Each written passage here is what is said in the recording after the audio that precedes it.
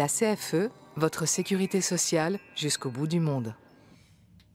Bonjour, nous sommes à la 7e heure des 24 heures chrono de l'international, en direct des studios de TV5 Monde. Nous voici maintenant à Doha, au Qatar, capitale politique et économique. Doha concentre 60% de la population du Qatar, l'un des plus petits pays des États du Golfe. Sur le plan économique, la péninsule enregistre un développement remarquable, illustré par des taux de croissance à 2 chiffres, aidés par la production et l'exportation d'hydrocarbures. Sur le plan bilatéral, la France et le Qatar ont établi des relations étroites dans le domaine économique, avec une hausse des échanges commerciaux et la présence de nombreuses filiales de grands groupes français. Pour en parler avec nous aujourd'hui, Florence Verzelen, bonjour. Vous êtes directrice de GDF Suez au Qatar, où vous vivez depuis 3 ans, et aussi conseillère du commerce extérieur. Et Jean-Louis Billard, bonjour. Vous êtes le président fondateur de Billard Déménagement International, qui a fêté ses 40 ans la semaine dernière, spécialisé dans le déménagement international et dans tous les services qui accompagnent les Français expatriés. Via Skype, nous accueillons aussi Jean-Christophe Possel. Vous êtes l'ambassadeur de France au Qatar. Bonjour, monsieur l'ambassadeur. C'est avec vous que l'on va débuter cette émission. Monsieur l'ambassadeur, combien de Français comptons au Qatar et à Doha en particulier? Bonjour et merci de m'accueillir sur ce plateau. Bonjour. Alors, monsieur l'ambassadeur, je répète, combien comptons de Français au Qatar et à Doha en particulier? Oui, bonjour. Au Qatar, actuellement, on n'est pas très loin de 3500 Français, 3400 à peu près. L'essentiel de ces Français sont à Doha même, une très très grande majorité, parce que comme vous l'avez dit, la capitale regroupe la plus grande partie des activités économiques du pays. On a une petite communauté française de quelques dizaines, à Ras Laffan, la grande cité industrielle des hydrocarbures, à une 50aine de kilomètres au nord de Doha. D'accord. Quel est le profil de ces Français qui sont installés à Doha? Alors, c'est un profil qui est varié, mais disons qu'il y a un premier groupe assez important, d'un bon tiers, 40% peut-être de la communauté française. On va dire que ce sont des hommes d'affaires, des cadres supérieurs, des ingénieurs, des juristes qui sont dans l'industrie, dans les services. Ils sont là en général avec leur famille. Donc c'est une communauté assez jeune, et il y a beaucoup d'enfants. L'âge moyen est autour de 35 ans. Vous avez un deuxième groupe de Français, ce sont des gens qui sont davantage en solo et qui représentent des professions libérales. On a des médecins, on a des kinésithérapeutes, on a des artistes, on a des sportifs, on a des artisans des métiers de la restauration. Et la tendance, elle est plutôt à la baisse ou à la hausse de ces expatriations de Français? Alors c'est une tendance très très nette à la hausse. Il y a une dizaine d'années, la population française était 10 fois moins qu'aujourd'hui environ. Merci monsieur l'ambassadeur. Justement, comment bien préparer son expatriation? On écoute tout de suite Arnaud de Pierrefeu, qui est avocat et qui vit à Doha. La situation, à mon avis, est clairement différente selon qu'on vient seul ou qu'on vient en famille. L'expatriation en famille est plutôt facile ici au Qatar. C'est un pays sûr, un bon pays pour élever des enfants. Quand on vient seul, c'est bien sûr un pays qui est un peu plus difficile parce que les sorties sont quand même moins simples que dans d'autres villes européennes ou asiatiques. Donc voilà, c'est bien préparer son installation, notamment quand on vient en famille. Il faut que, si possible, ce soit un projet familial, un projet de couple quand on s'installe dans un pays étranger. Monsieur Jean-Louis Billard, justement, à quoi faut-il penser en priorité lorsqu'on s'apprête à s'expatrier à Doha? Je crois qu'en premier lieu, il faut sans doute s'imprégner de la culture de ce pays magnifique, parce que c'est tout de même différent de ce qu'on vit en France. Ça, c'est la première chose. Ensuite, évidemment, préparer cette expatriation, notamment au niveau de la formalité, des formalités qu'il y a à préparer, justement. Justement, la première, c'est peut-être de trouver un logement. Qu'est-ce que vous pouvez nous dire par rapport à ça? Eh bien, écoutez, il faut s'adresser à des sociétés telles que nous qui faisons de l'accompagnement aux candidats à l'expatriation pour pouvoir préparer. S'il y a une bonne préparation, ça va bien. Le pays est sûr, on l'entendait tout à l'heure, mais il faut quand même préparer et anticiper. Alors, dans quel quartier vaut-il mieux s'installer lorsqu'on arrive? Il semble qu'il y a une concentration très forte de la communauté française qui s'expatrie là-bas, autour de West Bay, en raison de l'implantation, enfin de la proximité, on va dire, des deux lycées français et de l'ambassade. Une majorité importante des Français semblent habiter dans cette région. Quel type de logement on peut trouver là-bas et à quel prix surtout, en location et à l'achat? L'achat est quasiment impossible pour un citoyen non qatari. En ce qui concerne les locations, il y a plusieurs choix. Il y a, je dirais, les résidences de style compounds, qui sont des résidences fermées, surveillées, protégées. Il y a évidemment la possibilité de louer des villas indépendantes, plus importantes, avec des budgets plus importants. Puis il y a aussi... À quel prix, justement une résidence pour 3 ou 4 pièces peut varier entre 2005 et 4 000 euros. Et des villas, ça peut aller jusqu'à 5 6 000, voire plus, en fonction des aménagements qui sont proposés. Et les baux, par exemple, sont signés pour combien de temps? Les baux, l'usage, c'est des baux de 2 ans. Ça commence à 6 mois, mais l'usage est que lorsqu'on signe un bail de 2 ans, on remet les 24 chèques à l'arrivée, plus la caution. C'est l'usage. Mais après, c'est la négociation, bien entendu, qui est de mise. Madame Verzonen, vous confirmez? Alors, je confirme. Après, ce que je peux dire, c'est que c'est aussi très facile de trouver un logement à Doha. Il y a de nombreux logements pour les expatriés, aussi bien en appartement qu'en compound, comme le disait Monsieur Billard. Les entreprises aident souvent également leurs employés à trouver des logements. GDF Suez a 80 employés au Qatar actuellement, et c'est vrai que c'est nous qui nous occupons de trouver les logements. Au niveau du transport, que peut-on dire? Est-ce que c'est facile, plutôt pas facile? À vrai dire, le transport public est inexistant. Donc la location d'une voiture est facile, la conduite est sportive. C'est-à-dire C'est-à-dire que les excès de vitesse sont monnaie courante et qu'il peut y avoir des accidents sur la route. Mais néanmoins, ça reste possible et facile d'obtenir un permis de conduire. Quand on est français, son permis de conduire est systématiquement converti et qatari, en permis de conduire qatari. Donc ça ne pose aucun problème. La location de voiture ne pose non plus aucun problème. Après, de nombreuses personnes passent souvent le week-end dans le désert et pour cela, ils choisissent d'acheter un 4x4. On va de nouveau parler à monsieur l'ambassadeur. Est-ce qu'on peut évoquer assez rapidement les 2 lycées français dont parlait monsieur Billard? Donc, il existe 2 lycées français, le lycée Voltaire et Bonaparte. Un mot sur ces 2 établissements? Alors, ces 2 établissements qui effectivement proposent une offre d'éducation importante. Le lycée Bonaparte, c'est le lycée classique français. Il a 1300 élèves, pas tout à fait, presque 1300 élèves. Et il fonctionne de la petite section de maternelle jusqu'à la terminale. Et puis, depuis 5 ans, il existe un 2e établissement qui est le lycée franco-qatarien, le lycée Voltaire, qui pour l'instant va jusqu'à la 4e, mais qui a vocation à monter d'une classe chaque année et à amener les enfants jusqu'au bac. Et donc le lycée Voltaire, c'est le programme français en français à la française, mais avec une adaptation au contexte local. Et le lycée Voltaire, de ce fait, vise davantage un public qatarien, quand le lycée Bonaparte vise plutôt un public français ou d'expatriés. En une phrase, quelle est la situation aujourd'hui au lycée Voltaire? Est-ce que les choses se sont calmées? Alors, les choses se sont calmées, mais je voudrais dire aussi que il ne faut pas qu'un problème, à un moment donné, cache la réalité de la vérité, si vous voulez.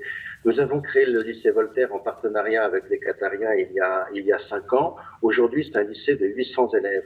Alors un jour, quelqu'un m'a dit, mais le lycée Voltaire, c'est une épine dans les relations bilatérales. Je dis pas du tout. C'est au contraire un grand succès de la relation bilatérale. Alors, c'est pas parce que c'est un grand succès qu'il n'y a pas à tel ou tel moment une difficulté ou un problème. Et je crois qu'il y a eu un effet de loupe parce que c'était le Qatar sur le lycée Voltaire et que le Qatar intéresse beaucoup. Mais un changement de proviseur dans un lycée, c'est pas un événement catastrophique. Donc les choses vont bien. On est en train de travailler avec les Qatariens à la rédaction de nouveaux statuts qui tiendront compte de l'expérience de ces 5 dernières années. Il faut comprendre que le lycée Voltaire, c'est une expérience qui est tout à fait nouvelle. C'est une expérience sui generis.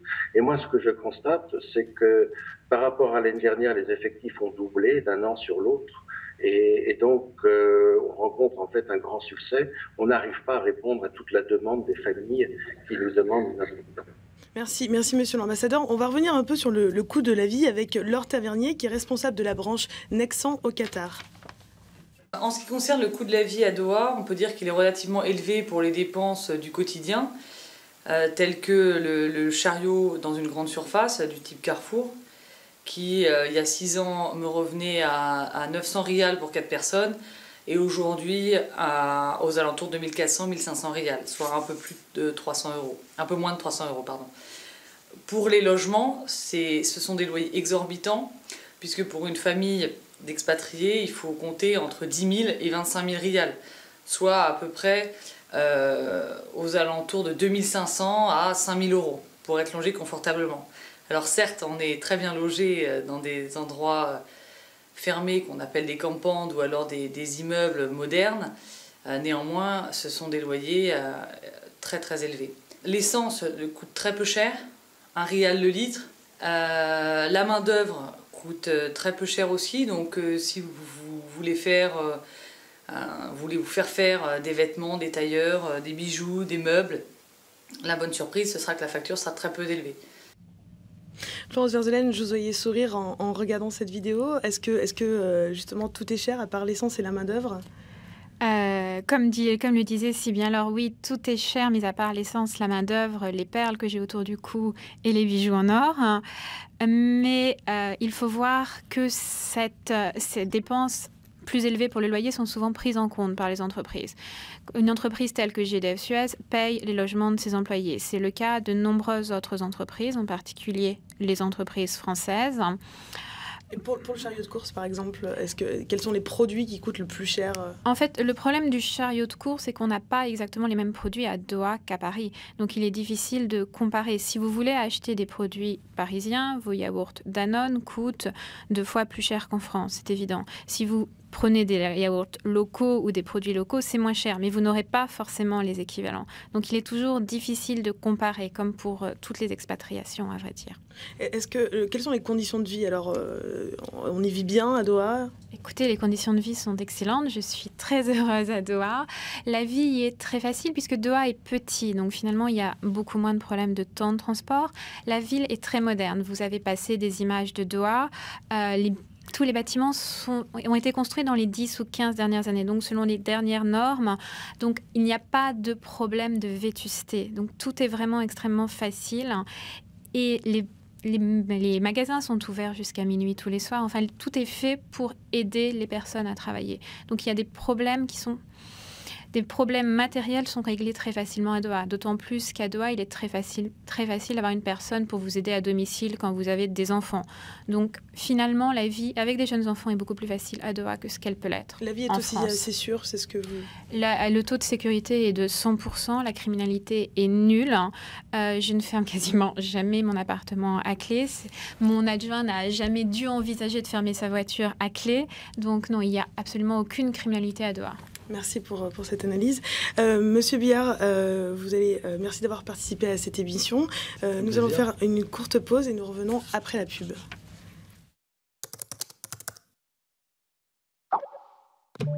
She's beautiful.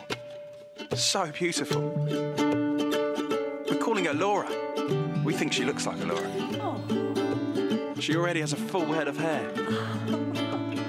And she's got my eyes.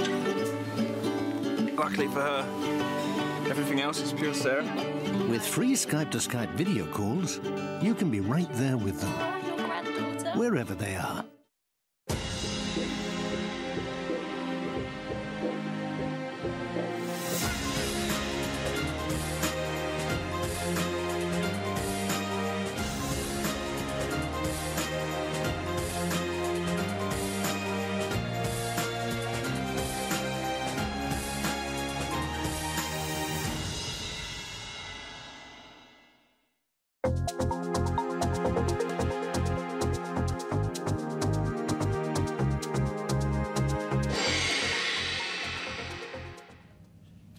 Nous sommes de retour sur le plateau des 24 heures chrono de l'International consacré à Doha au Qatar. Nous accueillons dès à présent sur notre plateau Michel Daillet. Vous êtes conseiller juridique à Doha depuis 2006. Bonjour. Bonjour. Michel Daillet, avec qui nous allons parler dès à présent des clichés qu'on pourrait avoir lorsqu'on s'expatrie à Doha. Vous, avant de déménager à Doha, est-ce que vous aviez des idées reçues particulières sur cette ville? Non, absolument aucune. En fait, quand j'ai décidé de m'installer à Doha, c'était après avoir une activité en France, une activité libérale. Après quelques années, je me suis rendu compte que je payais déjà beaucoup d'impôts. Et un ami m'a suggéré d'aller à Dubaï. Donc j'ai fait quelques voyages à Dubaï. Et là, tous les Français de Dubaï m'ont dit « Va t'installer au Qatar, c'est beaucoup plus intéressant, c'est vraiment le pays d'avenir ». Et donc j'ai débarqué un peu à l'improviste au Qatar. J'ai lancé mon activité et ça a marché tout de suite. Sans vraiment d'idées reçues. Non, absolument aucune. Il y a quelques différences, cependant. À Doha, on ne travaille pas du lundi au vendredi. Ah, évidemment, oui. Donc, c'est un pays qui est de culture musulmane. Donc, la semaine se déroule du dimanche au jeudi. D'accord. Et on travaille un peu plus tôt, on commence un peu plus tôt le matin par rapport à la chaleur? Effectivement. Bien souvent, dans les sociétés, on commence vers 7h, 7h15 le matin. La contrepartie, c'est qu'on termine assez tôt. Dans bien les sociétés, on termine à 2h de l'après-midi, 2h30, ce qui vous laisse l'après-midi. Les locaux, bien souvent, ont une journée partagée en deux. Donc, ils commencent très tôt, ils terminent vers midi. Ils ont une longue pause et ils reprennent le travail à 4h pour le terminer vers 8h. Vous disiez que le pays était de confession musulmane, justement. Est-ce que ça a un impact dans le monde des affaires et dans le management, par exemple, des Qataris? Oui, évidemment. La période la plus marquante du calendrier musulman, c'est le Ramadan. Et pendant cette période d'une trentaine de jours, c'est vrai que l'activité des affaires chute considérablement. Pour autant, c'est-à-dire qu'on ne fait rien du tout? Non, c'est pas qu'on ne fait rien. C'est-à-dire que comme les musulmans sont astreints au jeûne de la journée, c'est une journée qui est plus courte pour eux parce que c'est très pénible d'être privé d'eau, surtout dans un pays aussi chaud que ça, et de nourriture. Et donc, leur journée de travail est beaucoup plus courte. En revanche, les affaires ne se terminent pas puisque le soir, ils se retrouvent tous autour d'un repas et beaucoup de relations d'affaires ou de décisions d'affaires se prennent à ce moment-là. Et en tant que Français, vous suivez ce rythme-là? Oui, tout à fait. Donc la journée est plus courte. Et vous participez à ces repas? Oui. On est souvent invités parce que ce sont des gens par nature très accueillants. Et souvent, on a des rendez-vous d'affaires très tard le soir, vers 9, 10 heures. Ça m'est arrivé d'avoir des rendez-vous de signature à minuit, par exemple. Alors, une autre idée reçue est peut-être celle de dire qu'il est compliqué de s'expatrier en tant que femme à Doha.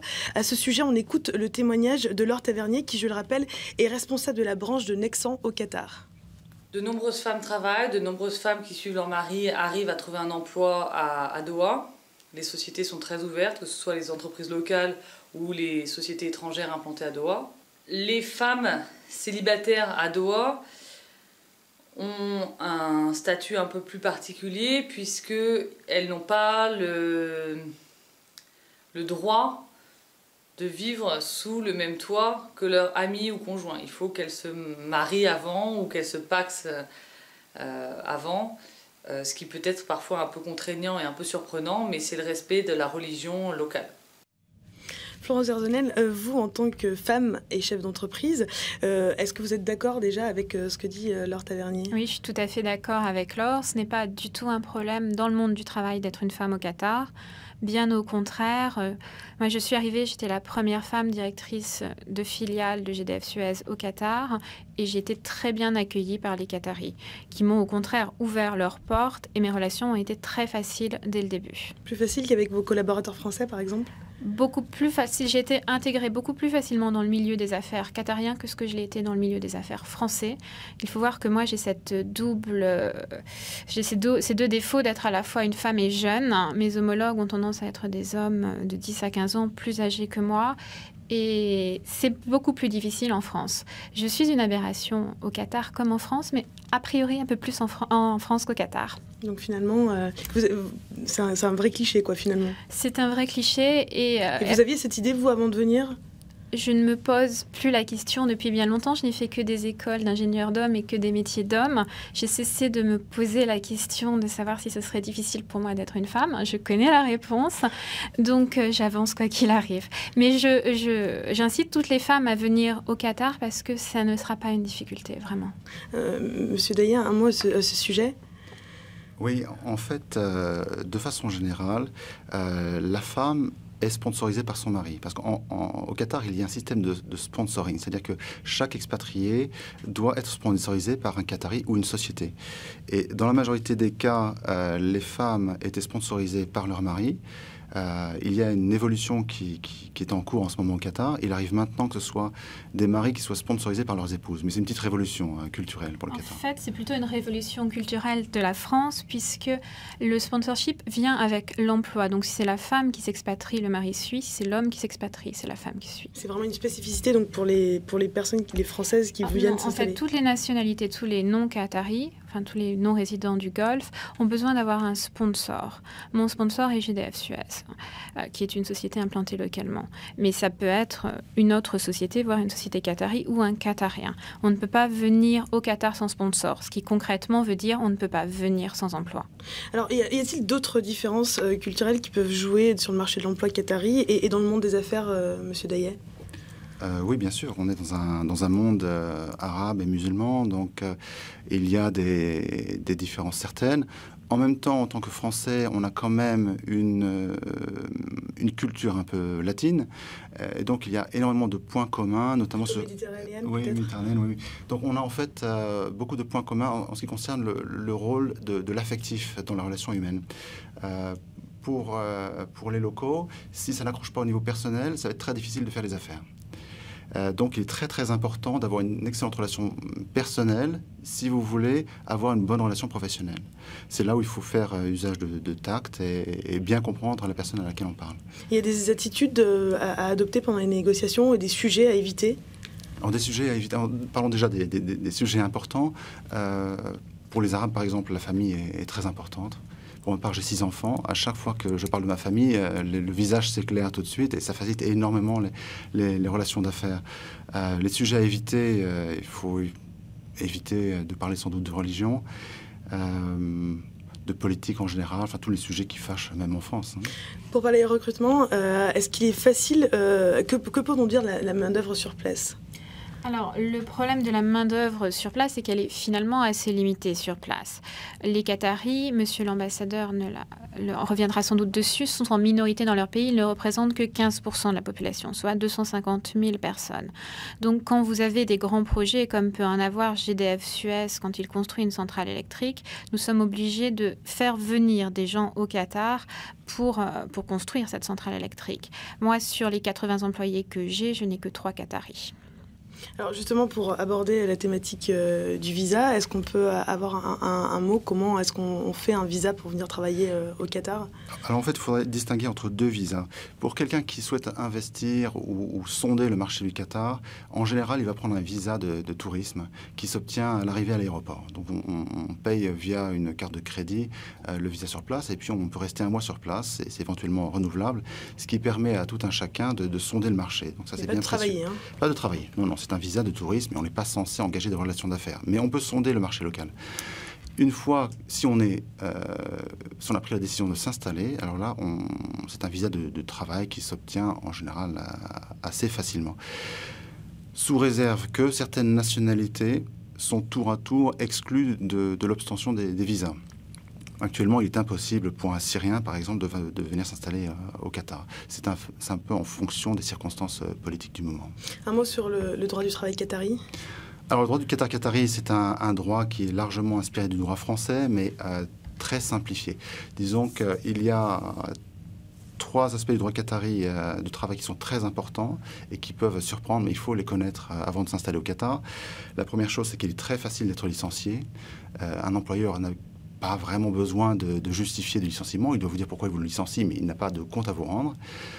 Deuxièmement, il y a une obligation, avant de changer d'employeur, d'avoir l'autorisation de l'employeur précédent, ce qui peut être un obstacle, en fait, au changement de travail.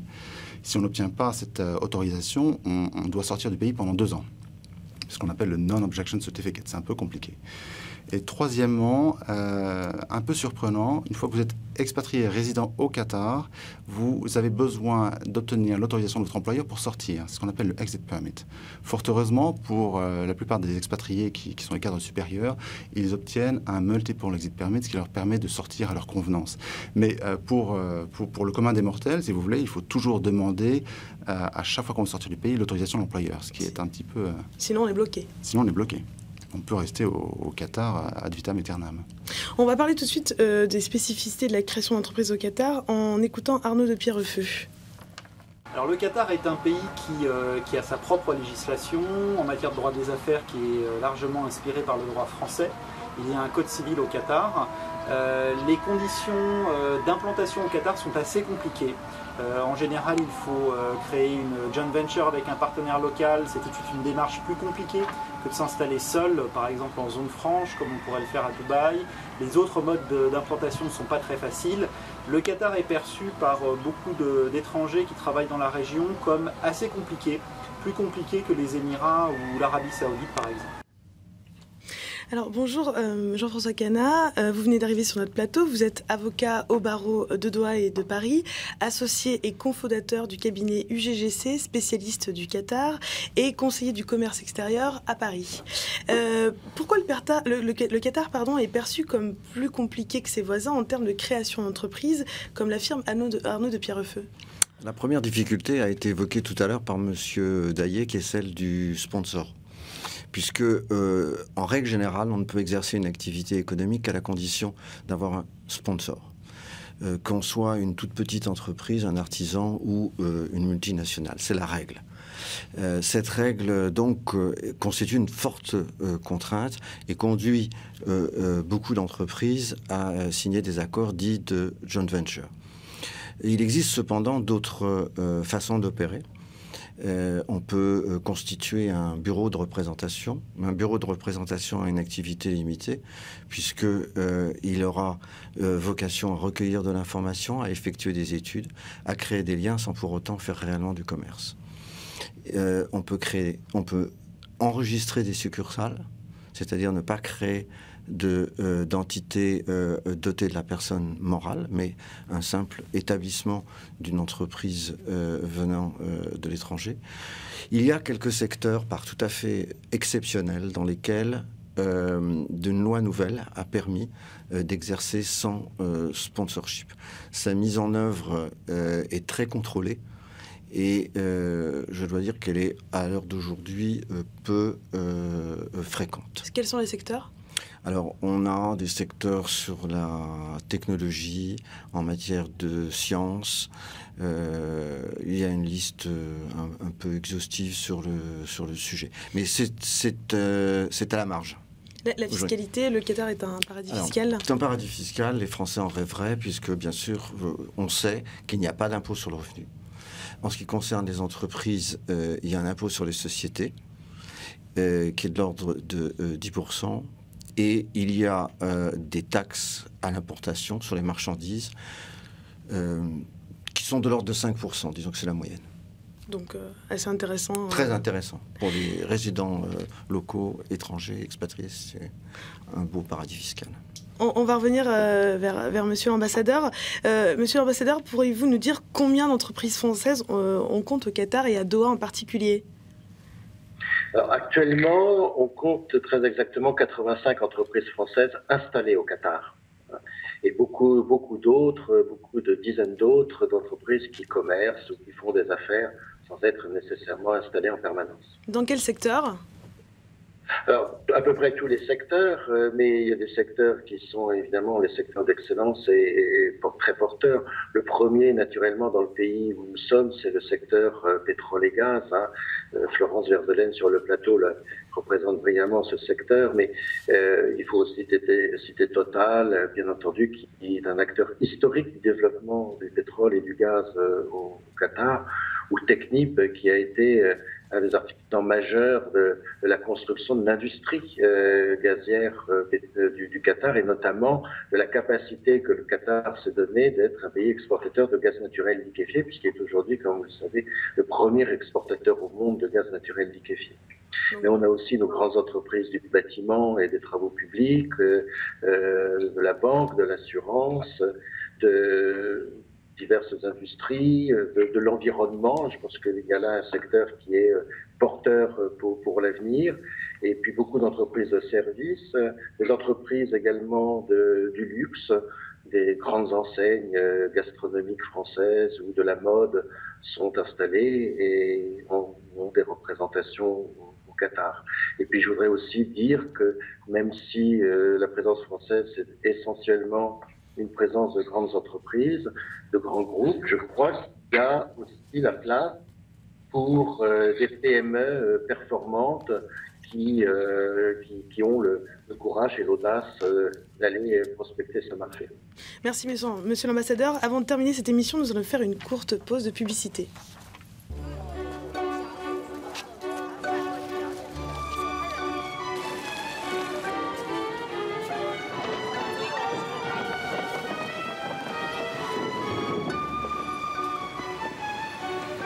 Découvrez un monde d'opportunités avec HSBC, votre banque partout dans le monde.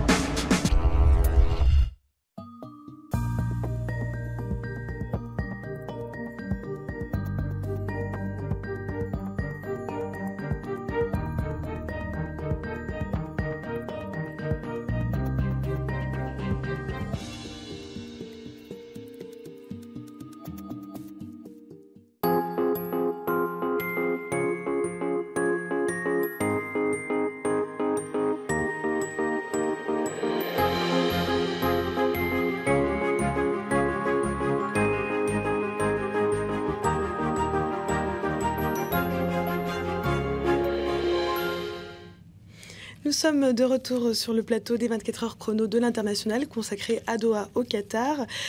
Florence Verzelen, pour rebondir un petit peu sur les opportunités dont parlait le monsieur l'ambassadeur. Aujourd'hui, le Qatar devient une terre de sport. Le pays va accueillir le championnat du monde de handball en 2015 et la Coupe du monde de football en 2022. Une équipe de France d'entrepreneurs pilotée par les CCE est active pour apporter toute l'expertise française dans le domaine de l'organisation de grands événements sportifs. Est-ce que vous pouvez nous en parler un petit peu plus? Tout à fait. La France a énormément d'expertise pour à la fois organiser les événements sportifs, mais aussi faire toutes les infrastructures qui vont avec les événements sportifs. Le sport, les infrastructures de transport qui mènent au sport, la climatisation, les panneaux, l'énergie renouvelable qui alimentera les sports. La France a de l'expertise dans tous ces domaines. Il l'a montré récemment encore à Londres, le montre à Sochi aujourd'hui, le montrera à Rio bientôt. Donc, c'est ce que nous essayons d'expliquer aux Qataris. Donc, nous avons lancé une initiative avec les CCE. Nous regroupons toutes les entreprises qui ont des compétences dans le domaine sportif. Représenté par un sportif français. Nous allons avoir un ambassadeur du sport qui sera un sportif français. Nous sommes actuellement en discussion avec le comité sportif olympique. Donc, je ne peux pas vous donner le nom pour l'instant, mais c'est imminent. Et donc, ce sportif français pilotera une équipe constituée de 40 à 50 entreprises. Et toutes les entreprises qui nous écoutent et qui pensent avoir des compétences pour Qatar 2022, pour la Coupe du monde de handball, sont les bienvenues pour nous rejoindre et qu'elles n'hésitent pas à écrire au CCE ou à m'écrire directement, puisque nous présentons notre offre à ceux qui seront les décideurs pour ces grands projets, à savoir le comité olympique qatari et le steering committee pour Qatar 2022. Maître Khanna, la culture aussi est un des grands axes de développement de Doha. Est-ce que vous pouvez nous en dire un mot? Oui, la culture est un grand axe de développement de Doha. Il existe diverses entités publiques, dont une qui est Qatar Museum Authority, qui est présidée par une des filles de l'émir, qui s'appelle Mayassa, Cette autorité contrôle les musées. Il y a aujourd'hui 5 musées. Donc le plus connu est le musée d'art islamique qui a été réalisé par le duo Paye-Villemotte, ceux qui ont réalisé les travaux du Louvre et sous la pyramide. Et il y a un autre musée qui est en cours de construction, qui va être un musée national, qui va voir le jour, je pense, dans les 2 années qui viennent.